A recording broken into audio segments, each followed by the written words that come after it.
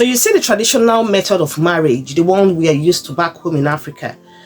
I'm sorry, it doesn't work here in the Western world. So if you think you want to stick to what you know, you want to stick to that African mentality of marriage here in the Western world, I'm sorry, but I think it is time for you to have a rethink.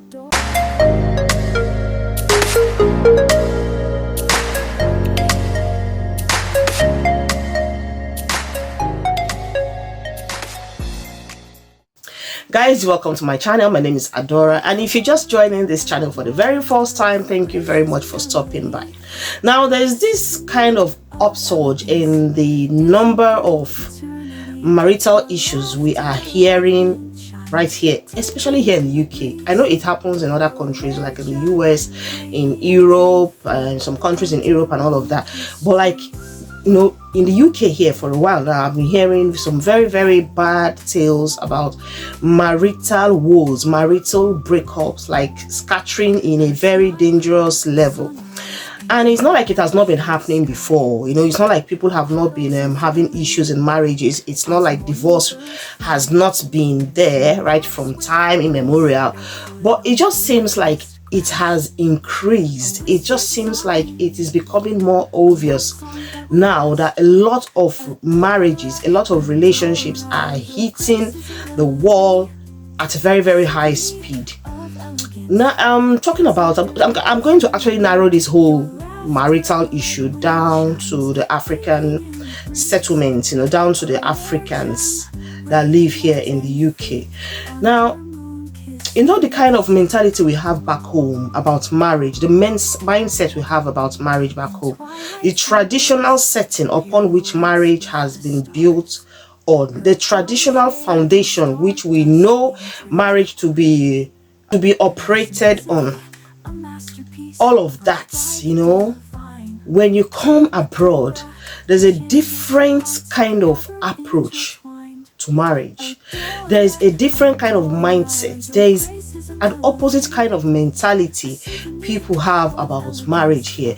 And so when you bring that mentality, or rather the mindset you have about marriage from Africa, especially here abroad, you will find yourself struggling. You will find yourself trying to, like, it just feels like you're a baby.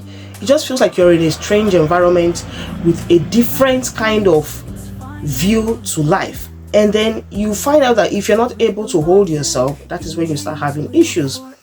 Like of recent, I've been hearing some very, very terrible stories of marriages that are just, you know, being like hitting the wall on a daily basis.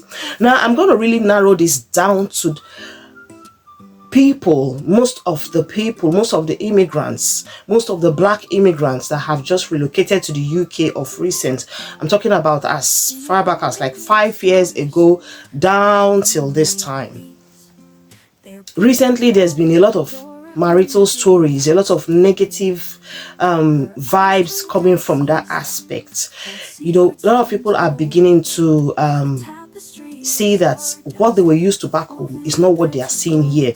Like recently, I was listening to a story on Facebook, and it's about this lady. She called it anonymously, and she was actually complaining about her situation. Now, what happened to her? She said she just moved into the UK just about a year and 6 months ago, not even up to 2 years. She moved in with her husband and her kids. So on getting here, the first 2-3 months was okay. Everything was normal. Like, it just feels and seemed to them like they were still back home in Africa. And then after that, the lady got a job, the man got a job, and that was where the problem started from. Now, why should problems start when two people have actually gotten jobs? One would expect that, okay, now it's time to start enjoying. At least two people are working, contributing to the home, everything should be rosy. But no, what actually caused the problem is that when they were back home, this woman was used to having people around her, used to having staff that looks after the kids, looks after the home. They have people that clean the house, they have drivers, everything was working for them. But getting here, they discovered they have to do everything they have to do everything by themselves, because of course it's obvious here you can't get all of that. That's getting any of that is luxury. honestly, it's not a necessity. It's luxury and it's expensive. And who would want to spend that huge amount of money to get a staff, to get a driver, to get a cleaner, unless maybe once in a while you get a cleaner to clean your house? But that's by the way. And so they got here, and the woman discovered that yeah, she would have to live with the children, with the husband from time to time, and go to work. And then when she comes back, she takes over the running of the house, looking after the kids while the man goes to work and all of that. But the man wasn't having any of it. Like a typical traditional African man, he felt it was just too big to sit at home and do the babysitting. Yeah, even if it's his child, we know that majority of African men, they do not like that particular assignment. They just feel it's the woman's duty. Anything that has to do with children or the kitchen or the running of the home, traditionally, as we know it back home, it's the woman's duty. And then here they are discovering that things have changed. You're in a different continent entirely that supports two people to be up and doing. There is no responsibility for a woman or no responsibility for a man as it is supposed to be. It is not in the constitution here that once you come here, this is a woman's job or that's a man's job. Anybody can do anything to keep the family going. And so the man started struggling. Of course, he struggled with it because to him, he felt it was kind of dampening his morale. He felt it was a big blow to his ego. He felt he was too masculine for those kind of feminine duties and all of that. So he didn't find it comfortable. So after a while, he told the woman to quit her job, sit at home and look after the kids. Well, the woman tried to obey the husband, so yeah, she quit her job and sat at home, which now made the man the sole provider of the family. And at this point, the man began to find a different kind of challenge in his life because now he's the sole provider.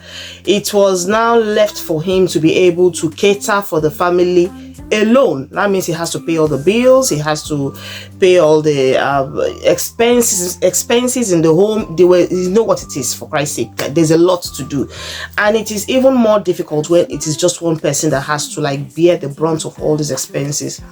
So at this point, this man began to feel a different level of depression because since the wife is a stay-at-home mom and he's the only one working, he was finding it very difficult to cope.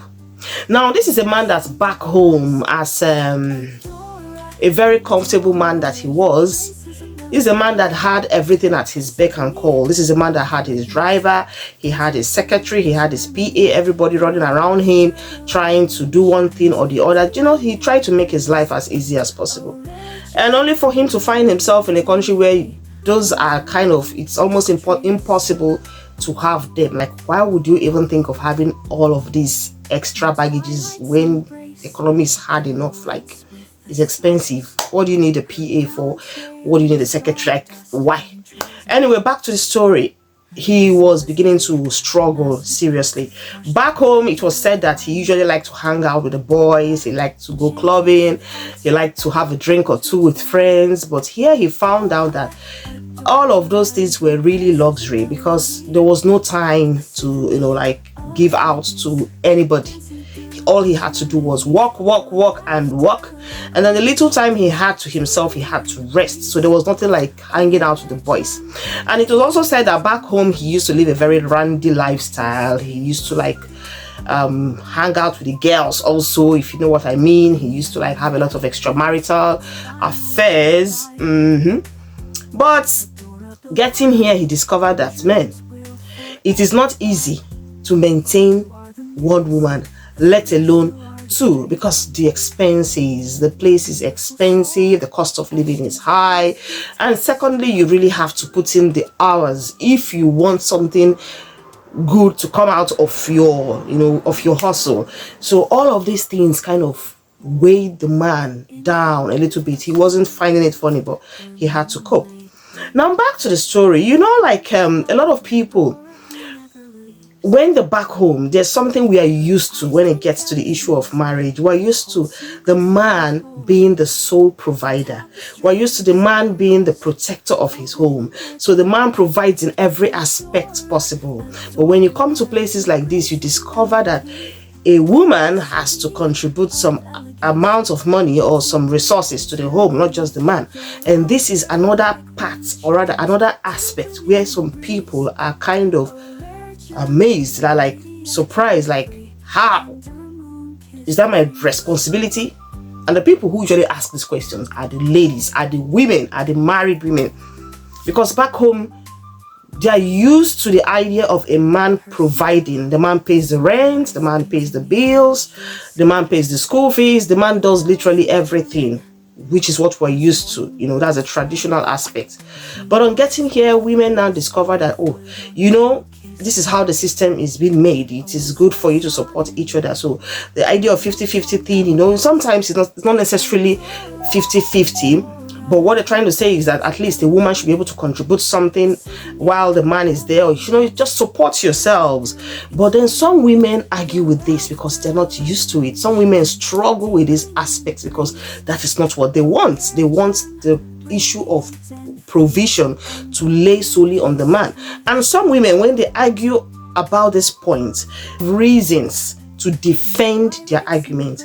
And one of the reasons they usually hold on to is that if I have to support my husband, if I have to be able to bring some portion of my money out to run the home, he should also be able to help with the house chores. He should also not demand 100% submission to him, because I am also doing his job. I'm also doing I'm playing his role in the home. And when you listen to some of these things, you are like, wow, if this is the kind of mentality you're going to bring from home back here, you're definitely going to struggle, especially if you have just come into the country, because you're going to have clash of interests. The man definitely would not want to subject himself that low for the woman to tell him what to do. And while the woman will feel like, man, I can't be doing a lot, I can't be doing all of this, and then I still have to contribute to the home, like it doesn't just work. So this is where a lot of friction usually comes in. It is very difficult for people who have especially just moved into the country after having lived back home for donkey years, only to come in here and discover that, man, the way things run, they're just different. The men feel like, well, there's so much power being given to the women. There's so much audacity they have because the system backs them and all of that.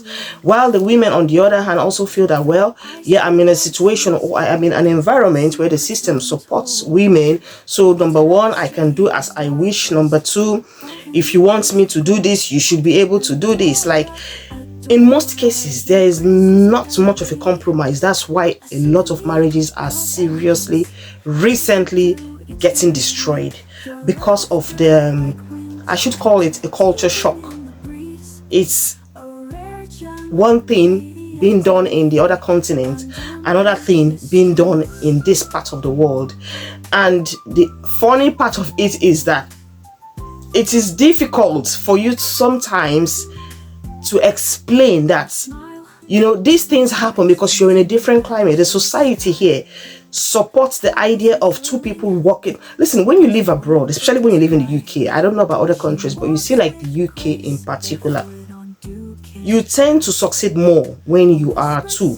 Like when you have a support system, when you have a pillar, when you have someone doing something with you, when you are in a relationship. Because this one is bringing, that one is bringing, it reduces the stress, it reduces the workload. It is easier compared to when one person is doing all of the work. So that is one of the reasons why a lot of people here, they're in this situation where they help each other. But when you're coming from the other side to this side, you find it strange. Like, why should I'm a woman, he's the man, he should be able to go and fend for his home, fend for the family. And then the man, on the other hand, is also like, but why should I do the house chores? Why should I be able to clean? Why should I look after the kids? Even though they are his kids, he still feels, like I said earlier, he still feels it's the responsibility of the woman. So that's one of the reasons why a lot of marriages have been crashing recently, because they don't understand. The culture shock is really shocking them. Like, they don't understand why things should be done that way. So If you are used to the traditional way of doing things from back home, from Africa, and you intend to travel abroad, you must be prepared for that culture shock. It's just one of the things that is most likely to happen. You must be prepared. And the only way, honestly, you can overcome issues like this is through tolerance and being able to adjust. You should be able to adjust. You should be able to come to a compromise with your partner on how things should be run for the sake of your family, if you want your marriage or your relationship to last. So that's it from me, and thank you very much for watching. I hope to see you in my next video. Ciao. In a garden of stars, where moonlight weaves, there blooms a flower, Adora, who never leaves. Her eyes twin galaxies hold secrets untold.